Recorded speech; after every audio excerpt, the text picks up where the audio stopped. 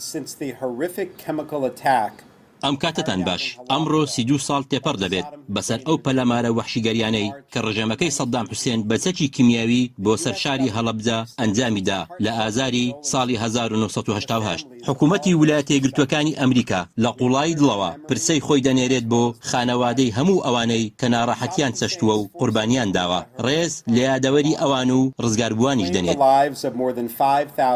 هێزەکانی سەدام حوسێن تاوانێکی قێزەوەنیان لە هەڵەبجە ئەنجامدا کە بووە هۆی کوشتنی زیاتر لە 5,000 کەسی مەدەنی هەزارانی تریش لە هەفتە و مانگەکانی دواتر بەهۆی بەرکەوتنی ئەم چەکە کیمیاویەوە ژیانیان لەدەستدا و مردن.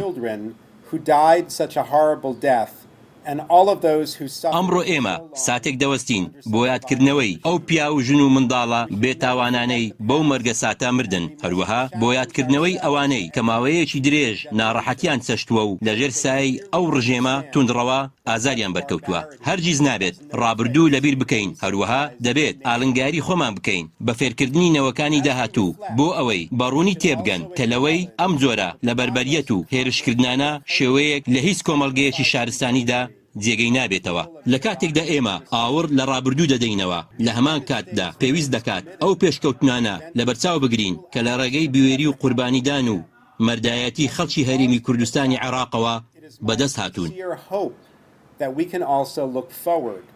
وڵاتە یەکگرتووەکانی ئەمریکا پابەندە بە ڕێگرتن لە دووبارەبوونەوەی کاری ئازاربەخشی هاوشێوەی لە داهاتوودا.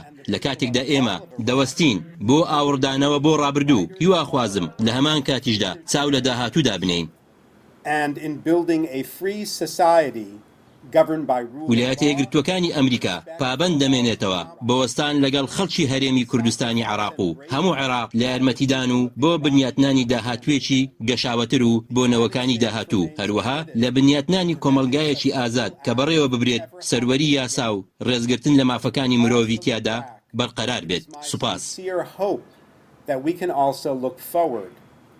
The U.S. government remains committed to standing with the people of the Iraqi Kurdistan region